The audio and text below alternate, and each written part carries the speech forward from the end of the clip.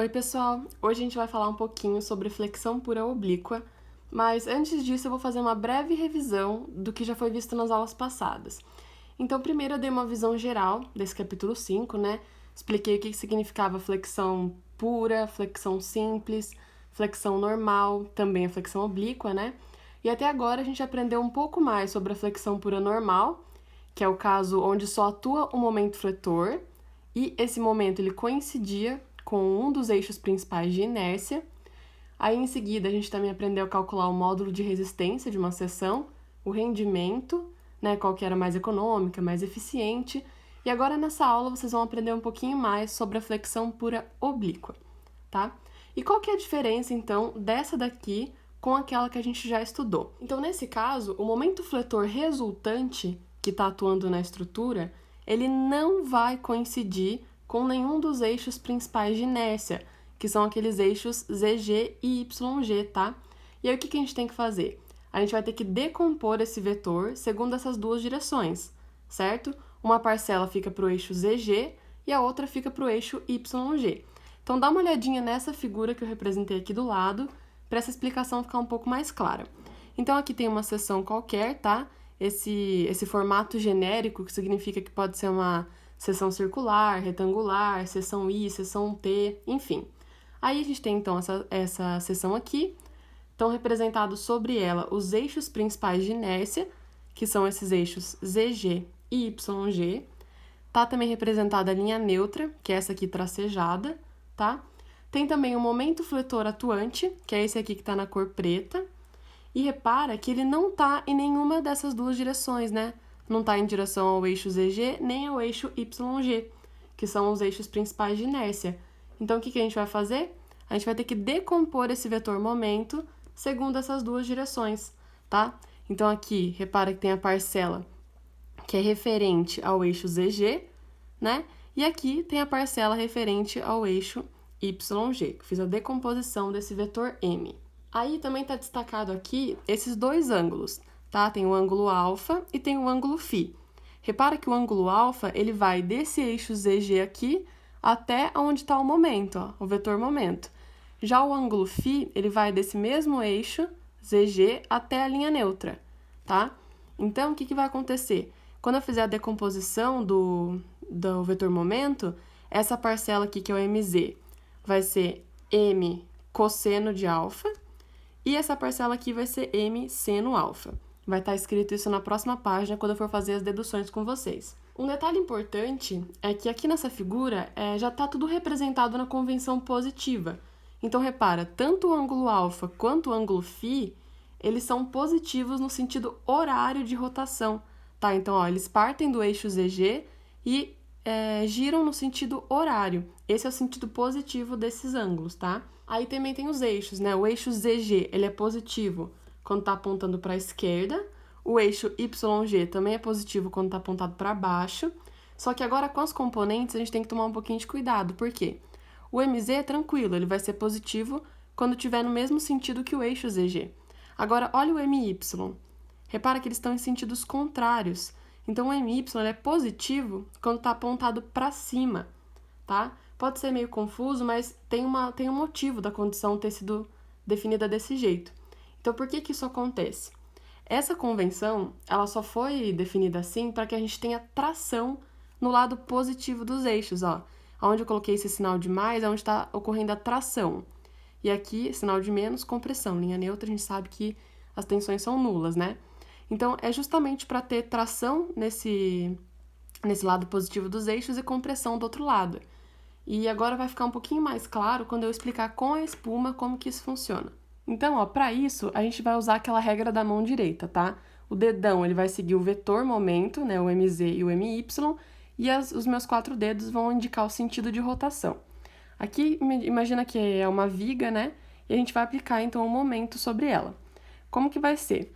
Esse eixo aqui, como já estava desenhado, eu quero pedir para vocês imaginarem que o eixo YG, que é esse daqui, ele está apontado para baixo, tá? Que é o sentido positivo dele. Então, vamos lá. O sentido positivo, então, para baixo, o Z para a esquerda. Vamos pegar esse MZ aqui, que está nesse sentido.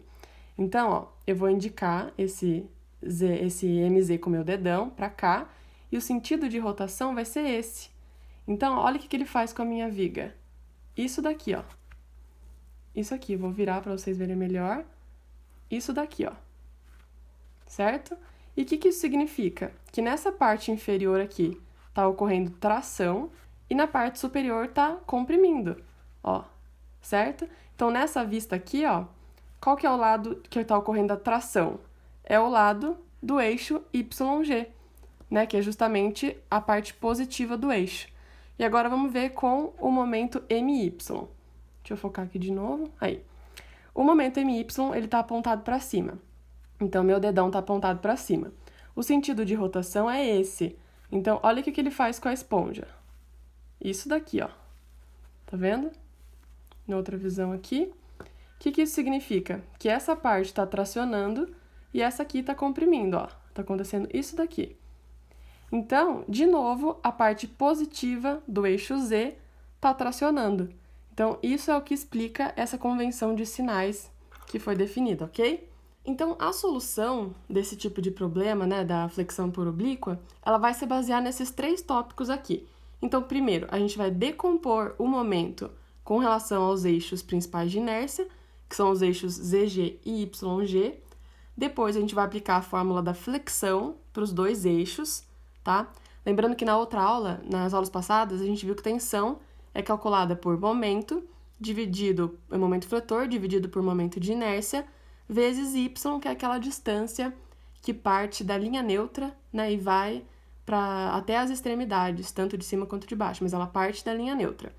E aí, como agora a gente tem os 2 momentos atuando, não é mais que nem a outra aula, que era só o MZ, a gente vai ter que fazer a superposição de efeitos, tá? A superposição do efeito do momento fletor MZ e do momento fletor MY. Então, na próxima página, eu vou mostrar para vocês como que fica a equação da tensão normal quando eu uno esses 2 efeitos. Então, agora nessa página, eu vou mostrar para vocês como que chega na equação da tensão, para o caso da flexão por oblíqua, e também como que a gente vai encontrar a linha neutra nesse caso, tá? Aqui em cima tá aquela decomposição do vetor momento, né?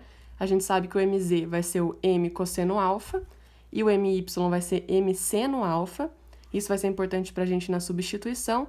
Então, ó, aqui está ocorrendo a superposição de efeitos, certo? Como eu tenho os 2 momentos atuando, eu vou somar esses efeitos, né?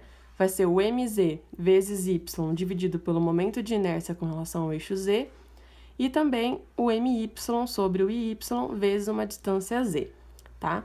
E aí, no lugar de MZ e MY, a gente colocou esse M cosseno e M seno, tá? Ó, no lugar do MZ tá M cosseno alfa, no lugar do MY, M seno alfa. Ok, essa daqui, então, é a equação geral da tensão normal, tá? Essa daqui que vocês vão usar para o caso da flexão oblíqua. E aí, gente, quando a gente estudou lá nas aulas passadas a flexão pura normal, lembra que só atuava o MZ, e por conta disso, a linha neutra já era conhecida. Por quê? Porque essa linha neutra, naquele caso lá, ela coincidia com o eixo do momento MZ, tá? Só que agora, nesse caso, como não coincide com nenhum dos eixos principais de inércia, a gente não vai conhecer a linha neutra, né? A gente vai ter que definir uma equaçãozinha para poder encontrar essa linha neutra. E como vocês já sabem, a linha neutra, ela separa a parte tracionada da parte comprimida, né? E sobre ela, então, as tensões são nulas. Esse conceito tem que ficar bem claro, tá? E como a tensão normal, então, na linha neutra é nula, eu vou pegar essa equação que eu acabei de encontrar e vou igualar ela a zero, certo? Então, aí eu vou encontrar a equação da linha neutra. Para ficar mais fácil, eu coloquei aí na tela o passo a passo dessa resolução. Então, olha só, depois de igualar a zero, né, o que eu fiz? Eu passei essa segunda parcela que está somando para o outro lado da equação, né, com o sinal trocado. E aí, como o M é um termo comum, eu cortei esse M da equação, né? E fiz algumas mudanças. Então, o que eu fiz? Eu passei o cosseno, para o outro lado, né, para o lado direito, dividindo, ficou seno sobre cosseno. Passei também o Z para o lado esquerdo, dividindo com Y dividido por Z. E passei também o momento de inércia com relação ao eixo ZG, tá? Então, eu passei ele lá para cima, ficou IZG sobre IYG. Então, fazendo essas mudanças, restou só ali o seno dividido por cosseno, que a gente sabe que é tangente, Então, eu substituí por tangente e cheguei nessa equação que está aqui na folhinha, tá? Então, menos y da linha neutra dividido por z da linha neutra, que é igual ao momento de inércia com relação ao eixo ZG dividido pelo momento de inércia com relação ao eixo YG, multiplicado pela tangente de alfa. Uma outra observação importante que cabe aqui é que na flexão pura, a linha neutra ela sempre vai passar pelo centro de gravidade, tá? Que é aquele G. Então, se vocês vão ver lá futuramente, quando eu fizer a aula, que na flexão composta isso não acontece, mas na flexão pura isso sempre acontece, tá? E agora vamos ver o que é esse menos y da linha neutra dividido por z da linha neutra. Aqui nessa imagem, eu peguei um ponto qualquer sobre a linha neutra, tá? E repara que esse ponto ele está localizado, então, na parte negativa do eixo z e na parte positiva do eixo y. Isso sempre vai acontecer, tá?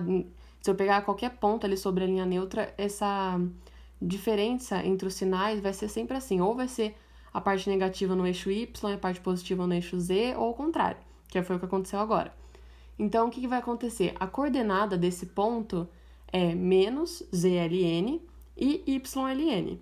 E aí, se vocês repararem, aquele ângulo ali é o ângulo φ, né, que vai do eixo ZG até a linha neutra.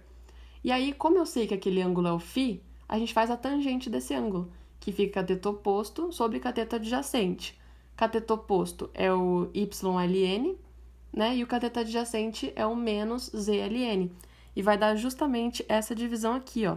Por isso que eu coloquei que a tangente de φ é igual a essa divisão, certo? Então, só fiz a substituição aqui, ó. No lugar disso aqui, eu coloquei tangente de φ. E aí, a tangente de φ vai ser igual a divisão entre esses momentos de inércia multiplicado pela tangente de alfa, que é aquele ângulo que vai do eixo ZG até o vetor momento, tá? E é assim, então, que eu vou conseguir encontrar a linha neutra. Para fechar essa aula, aqui embaixo tem 3 observações importantes. Então, primeiro, o que acontece quando o momento de inércia com relação ao eixo ZG for igual ao momento de inércia com relação ao eixo YZ? Repara aqui na própria equação. Se esses momentos de inércia forem iguais, essa divisão vai dar 1, né? Então, tangente de φ igual a tangente de alfa. O que isso significa? Que o ângulo φ vai ser igual ao ângulo alfa, tá? E, consequentemente, o vetor momento ele vai estar na mesma direção ali da linha neutra, ele vai coincidir com a linha neutra. E a gente já estudou isso, né? Então, é um caso particular aqui da flexão oblíqua, que nada mais é do que a flexão pura normal, tá? Onde o eixo que está ao momento, ele vai coincidir com a linha neutra. E aí, pode ocorrer mais 2 outras situações, quando esses momentos de inércia forem diferentes. Então, ó, se o IZG for maior do que o YG, o ângulo φ vai ser maior do que o ângulo alfa, tá? O que vai acontecer com a linha neutra? Onde que ela vai estar localizada? A linha neutra ela vai estar entre o momento, né, o vetor momento, e o eixo de menor inércia, que é aquele IG mínimo que a gente já estudou, né? E aí também esse IZG pode ser menor do que o YG. E se isso acontecer, o ângulo alfa vai ser maior do que o ângulo φ. E aí, ó, a linha neutra vai ficar entre o vetor momento e o eixo de menor inércia. Então, repara, gente, que independentemente se o IZG for maior do que o YG ou o contrário, a linha neutra ela sempre vai ficar entre o vetor momento e aquele IG mínimo, que é o eixo de menor inércia da seção transversal. E por hoje é isso, pessoal. Espero que vocês tenham entendido. Se tiver alguma dúvida, é só me perguntar. E na próxima aula eu vou fazer um exercício para isso ficar um pouquinho mais claro.